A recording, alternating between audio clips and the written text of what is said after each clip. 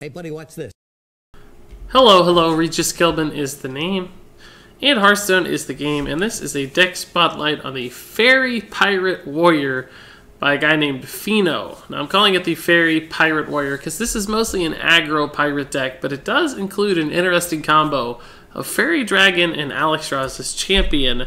A neat little synergy that adds a little twist to this deck that gives it some early game bodies and some early game pressure on the back of Alexstrasza's Champion, which is an insanely good card when you're able to activate that battle cry. But you don't want to commit to a dragon style deck in a list like this because dragons are typically very expensive cards, and this is a low curve aggro deck that wants to do tons of face damage. So Fairy Dragon is really the only dragon that's available to warriors that fits this deck's mentality. So you also include the Fairy Dragon just to occasionally activate that Alexstrasza's Champion. If you get them in the mulligan together, you happen to draw into it. It can be a stupidly powerful combo. Plus, Fairy Dragon's actually halfway decent in aggro lists anyway, because it's a solid body that can be difficult for opponents to remove early. So that's the twist that makes this the Faerie Pirate Warrior. Now that is a hilariously ridiculous name. That said, this deck was played by Feno, again a player I'm not familiar with, but he apparently used this deck in combination with a couple others to climb all the way to the top of the ranked ladder, the #1 spot overall in North America. So the deck has a lot of potential. It plays very quickly and very powerfully. You win games in dominant fashions occasionally. You also lose them sometimes in ridiculous fashion. So it's a great ladder deck in that you can just climb quite quickly. It has tons of burst damage, a lot of big finishers, smooth early curve. So I like decks like this. They're fun to play. They do ridiculous things. They're unusual. All that combines for a pretty fantastic experience. So the overall strategy, of course, the Faerie Pirate Warrior: get out early, develop weapons, upgrade those weapons, hit the enemy's face a lot, only trade when it's very favorable to your board position. Just continue to apply pressure. Look for big burst damage from all these finishers like your Arcanites, your Leroys, your Mortal Strikes, your Heroic Strikes, anything like that to help you win the game. Occasionally you'll get stymied by taunts or big heals or crazy things like that, but otherwise you'll just overwhelm your opponents with outright pirate pressure mixed with just a few Fairy Dragons here and there, and that's what makes this deck so unbelievably ridiculously strong. So all that said, now that you've seen the list, it's hard to describe the list in a lot of detail, so let's just go ahead, take this thing out onto the ladder. We'll be playing games so quickly and so rapidly that you'll get a better sense of what the deck's all about just by watching it in action than me sitting here talking about it for 15 or 20 minutes. We can finish 5 games in that period. So if Hearthstone will cooperate, looks like we're freezing up a little bit here, we'll just go ahead and jump right out onto the ranked ladder. This is a pretty new season still. In fact, it's day 1, so who knows what we're going to run up against. Who knows what we're going to see. We may not see anything if my Hearthstone continues to act up. I appear to be freezing out quite harshly. So let's give this a moment or two as we sort this out. I would say these are the risks you take with live entertainment. Unfortunately, you're watching this in a pre-recorded fashion.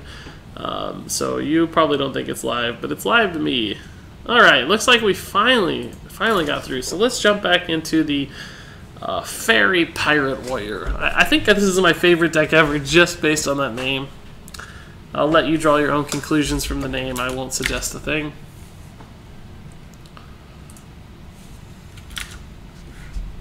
But I will say, take a look at the Bloodsail Cultist and that might describe it all. I can't actually even see my Hearthstone game right now. I certainly hope it's showing up for you. For me, it's for me, it's just a white frozen screen. So who knows what this is going to turn out like. The Faerie Pirate Warrior is curseless. I think we're finally settled into a game. Hopefully everything works itself out there in the Hearthstone back end. Blizzard servers, those potatoes sure work hard. Alright, so most of this stuff's a little slow. We want Fire War Axe is fine. Those burst damage spells like Heroic Strike and Mortal Strike are okay, but we really want stuff like this. N'Zoth's is great. Upgrade's fantastic to follow it up with. This will do just fine. In fact, I'm just going to go ahead and equip the upgrade and start going face. I do have the Fiery War Axe and the second N'Zoths, so the faster I can get through these weapon charges, really, the better. And this applies the most pressure. Hopefully he just hero powers here. I don't want to see like an Alexstrasza's champion or something that's going to force me to do awkward stuff. Fiery War Axe is also kind of annoying. I don't know why it took him so long to play that. I don't know what... So this is unfortunately not a great hand now. It's gotten a little awkward. Perhaps we should have gone a different route. If we'd gotten the Fairy Dragon, it would have been much better. Could have pressured even more. As it stands right now, I kind of have a dilemma next turn. Like, I can probably use the first half of this weapon and then load up the Fiery War Axe. Alternatively, I can just play this and go face. I might... No, I can't play the N'Zoths into the Acolyte. If there was no Acolyte, I'd probably play the N'Zoths just to reset this weapon and just burn the weapon next turn with the Fiery War Axe just to get the 1/1 body on the board. Because this is never going to be valuable again with all these weapons in my hand. So this is like the best time to use it, other than perhaps next turn will be fine as well. Whoa, that's a lot of stuff to do. So this is like, it looks like Temple Warrior so far. You got a 4/4 for 2 mana. That's actually stupidly good. I don't think I can afford to clear those, unfortunately. Gonna play this first. And then just overwrite the weapon instantly, and I'm probably going to overwrite this weapon next turn too. But I want to use the mana effectively. If I get some minions to play, this is awful, right? I don't need 20 damage and weapons in my hand, because he's got like taunts, for instance. It's going to suck. Dread Corsair is sort of good. This thing is just really stymieing my turns right now, unfortunately. I think I have to attack it.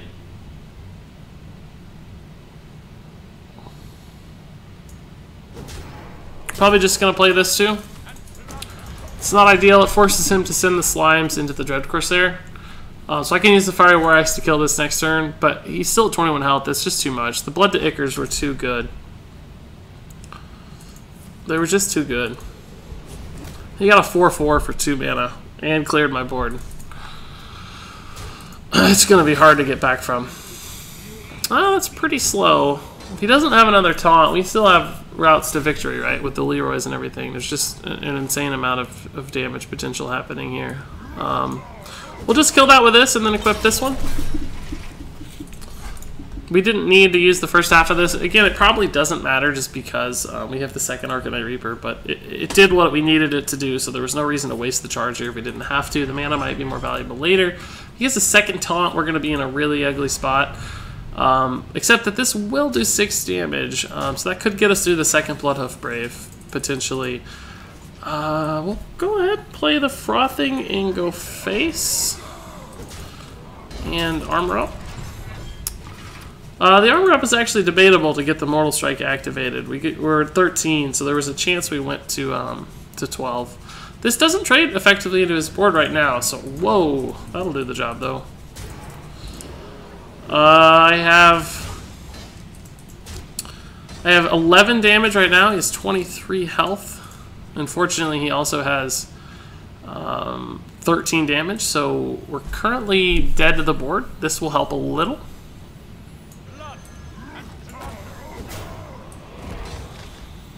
We're down to 12, so I can armor up now. The Mortal Strike, we've got 11 damage. We just don't have it, I don't think. We're going to die before he gets to 0. I think we're just going to die before he gets to 0. Too much armor. Yeah, that takes us to 13. We're at 1 health right now. Leroy does not do it. He's at 22. Second Mortal Strike doesn't do it. That does not do it. But we're actually sort of close. You can see how close we got. He did bash last turn, right? So and armor up. So he would have been 5 lower. We got pretty close despite all the armor shenanigans. If it wasn't for that double Blood to Ichor turn, I think we would have won the game. Those guys got too much value trading and set up the kill. I think that was a misplay. I don't know. I don't think he needed that.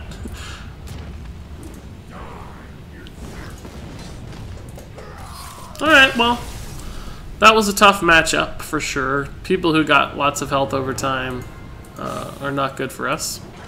But we won't give up. We will persevere. We will see what happens next game. I think we also had a pretty awkward hand with the double Arcanites and no minions. So we had like the 1/1 weapon, or the whatever it is, 1/3 weapon.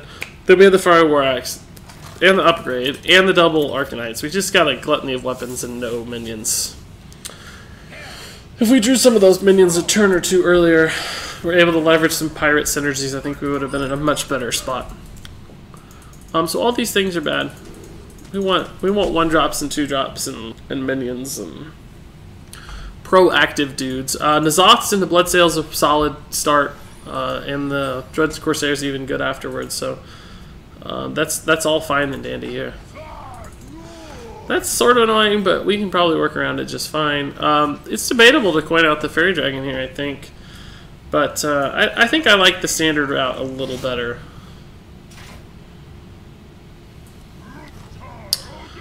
This might seem a tad unusual, but it actually allows me to kill that next turn if he forces a trade or doesn't. So if he's smart, he'll trade into that to deny the pirate synergy.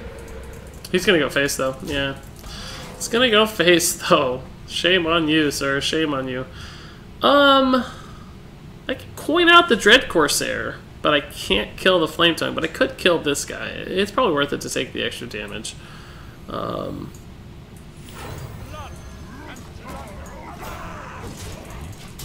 That basically nullifies his Flame Tongue Totem this turn. I could use a Heroic Strike on a Totem Golem.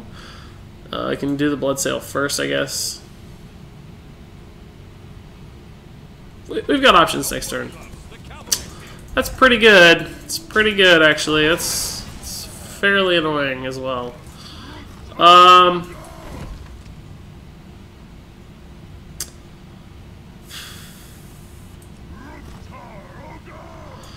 gonna eat it. It sucks, but I'm gonna eat it.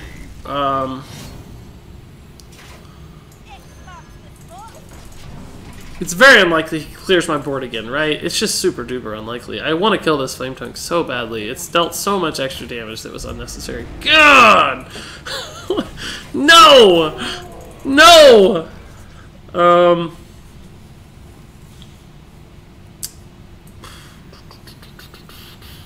never gonna kill the Flame Tongue, I guess. I never am. Just never.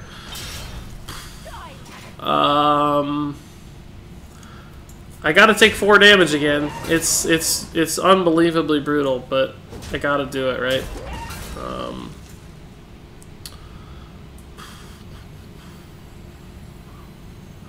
If I play the Fairy Dragon, it dies, but the Argent Squire would die anyway, right? So, all right. There's just no way he can clear the board this turn. There's no way he can deal with it. Oh God. If I said I'd go face, yeah, I would. Yeah, I think that's right. I'm down to 8. He's likely to have Doomhammer up there. Okay, so I'm going to armor up first just to get some health, and then I'm going to Finley and see what we get. I think ping is best here. It deals with this board a little bit. Okay, we'll ping. We'll kill this. We'll send this here to keep it alive, and we'll send this here to keep myself alive. And now we've got a mountain to climb. Just an utter mountain. Doomhammer is hitting us for 4 every turn, so we might just be dead, like now.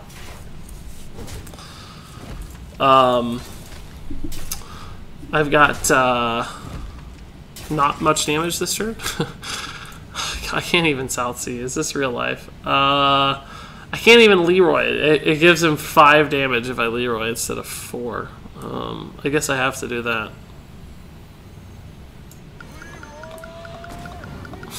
How bad is this, by the way? It's the only way to kill him fast enough, right? I know he has exactly 5 damage, which puts me at 1 health, but there's a chance that I live. There's just a very small chance, which means I might somehow be able to piece together lethal on the back end of this, but it's very unlikely. Still alive? Nope. It's teasing me. That was rough. Really, really rough. Man. I don't know. I'd have to go back and look at that one again. Maybe we played a little too fast on what we did. I don't know. I don't remember what we had. I don't remember what we had, but it felt pretty rough. Felt pretty disastrous, in fact. The charging flame tongue stuff really hurt us. Well, the chargers at all really hurt us. The Argent dudes. I forget their name. Can never remember card names, but they really hurt us. Priest should be intriguing. Let's see what we do with Priest here. We'll keep Finley and send back the rest. That's a decent hand. That's a decent hand. We'll Finley on turn 1. Probably take life tap or some damage. That's also a decent turn 1, but it's worse when we know we have the Fiery War Axe. So Dagger Mastery's not very good here. I guess we'll just take Mage. Not pumped about it though. Much prefer Hunter or Warlock.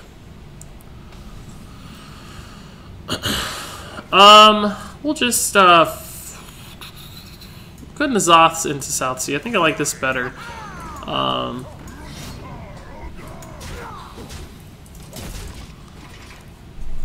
This just gets more minions out, right? And the earlier you get minions out, the harder it can be for priests to deal with them sometimes, because there's no Holy Nova yet. There's none of that shenanigans. I think we can probably kill that, right? Right? So we have 4, 5. This will make it 6. That doesn't actually do it. The Fire War Axe gives me 4, 7. So I guess I have to Fire War Axe. Right? Yeah, it kind of sucks, but it does keep us aboard. This is a solid play. This makes that a 4-2, which is pretty good. I'd like to see a 1-drop to go with it. I'm floating a mana 2 turns in a row, which does not make me happy. This deck's really about spending your stuff wisely, so we can use the Fire War Axe on that. Oh, what's this going to be? Curator. That's sort of annoying, actually, to tell you the truth. Really like to see a 1-drop. Another South Sea or something would be fine. Dread Corsair will work. He's going to be free though, so it's kind of a waste. He's going to be on 4 mana and he already used the coin. What could he play for 4 mana that deals with my board? I don't think anything. I think I'm just going to go face. Those things can kill my Dread Corsair, but that's totally fine. I was going to use a minion to kill one of them anyway. So I can preserve some minions. He can't coin Holy Nova. Shadow Word Horror, I guess, but that also kills half of his stuff, or at least doesn't really set up any favorable trades. He'll probably play the 4-3 Death Rattle guy, the new one from Old Gods, whose name I just don't know. Power Word Shield, so that keeps that alive, but doesn't do a ton of work. Gonna heal it, or is he gonna heal face, is the real question. Neither. He's gonna play the Harvest Golem he got. Okay. Another Dread Corsair. That's actually pretty cool draw, I think. So we'll play that. We'll play this. It's pretty big. I think I'm gonna trade into it this time since I've got the mana for a ping. It just seems pretty clean. I could actually just kill his board. Does that help against like Holy Nova? It does, because it means that all these things would live. I'm gonna do it. I don't know if it's right or not, but I'm gonna do it. I still get to push 5 damage. It's not like I gave up what 5 damage, so it could be at 8. This still gives me lethal, right? It's 9, 12, 14, 15. Yeah, it even gives me lethal with the heal, so.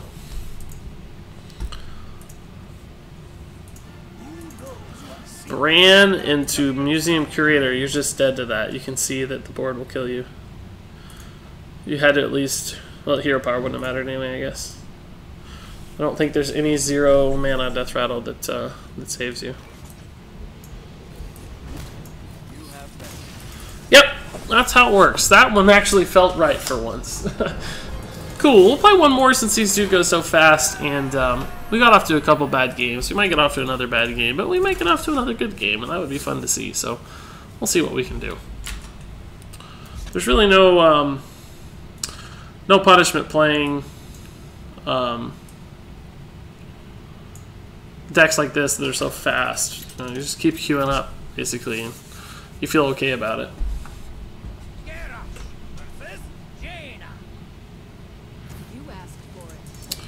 Alright, so this will give us a shot at the Fairy Dragon. I'm glad we saw that. I'm going to go ahead and keep it since it's a 2-drop, and Mage can definitely have trouble dealing with it. Fireworks is good. I wish we would have seen our Alexstrasza's Champion. That's the one combo we haven't seen here in the Fairy Pirate. We haven't seen the Fairy part. Seen some Pirate action, but no Fairies. It's probably Tempo Mage again. Who knows, though.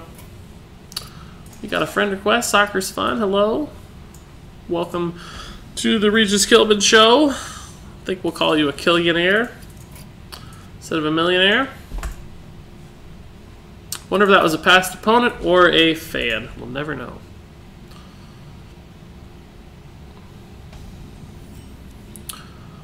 Oh, cool. This is what we're looking for. I dig it. Yeah, we don't have to use that to kill something, by the way. It's just a good 3 damage charge that's hard to kill. We can follow it up here with a Fiery War Axe pretty well. Fortunately, we can't get the Dread Corsair out, but I think it's still right to protect our 3/3 here. Oh, we can! I'm dumb. I can't math. That's an insane turn. That's an insane turn. I don't think turns get better at that. We even have a great turn 4. This is going to be a 5/3, and this is going to be a dragon. It's just going to be a dragon. That's it. So we're off to a fantastic start. It's going to be tough to recover from this point forward. He killed the right one. That's a good point of note. The pirate is definitely the dude you want to kill. So we're burning the weapon right. We have other ways to attack with Heroic Strike, other weapons, so there's really no reason to hold the charge. We're looking to hit face anyway. He just used the Forgotten Torch on the 3/3, so hopefully he can't use anything on the 5/3. We have 12 damage, so he does have the Frostbolt, unfortunately. He's probably going to ping this. What else can he do? Forbidden Flame for 3. I dig it. Mad Respect. This is not fun. This isn't good either. Yeah, this is a pretty bad turn. But we're going to do it anyway. There's really no reason to hold the damage. We have the mana for Leroy next turn. It might be lethal if he doesn't ping. If he pings, it's going to be close to lethal anyway, depending on what we draw. Probably not. N'Zoth's first mate wouldn't be lethal, so I don't think it's possible. These represent 9 damage. Taunt would be bad. We kind of want to kill him before Reno, because I think this is a Reno deck. So we don't want to see a taunt at all. Yeah, he's going to ping, unfortunately, so hopefully that's not a Reno up there. This minion's not very good. I'm actually going to trade this way for once. It's incredibly unusual. But I can't kill him through Reno anyway, so he can't ping that. And that could be very annoying. Arcane Missile Jump could get him out. He can ping this way too, but that let me kill a valuable thing without really risking my chance at lethal. I'm kind of scared of Reno right here. No Reno, that's good. It's going to trade. Oh, that's risky. I can't even cast that, unfortunately. I could do a 10 mana sick combo here, though. Alright, I need some burst. Ugh, it's not very good. That's actually, I can take him to 1. Now I regret not going face. I'll just do this.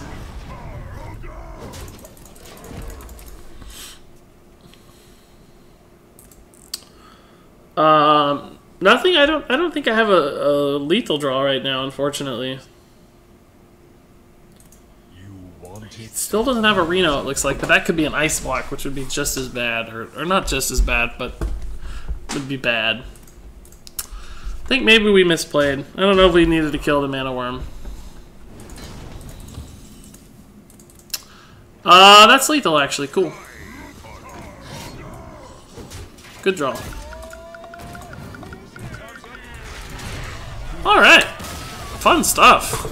Glad we Heroic Strike. Oh, we would have had the mana for Heroic Strike anyway, but there's really no reason to hold on to those unless you're trying to clear a super crazy valuable minion or something.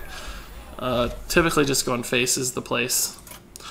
Alright, so that'll do it for the Faerie Pirate Warrior by Feno. Pretty cool deck. I really like fast decks for laddering, so this might be my ladder deck of choice for the first part of the season here.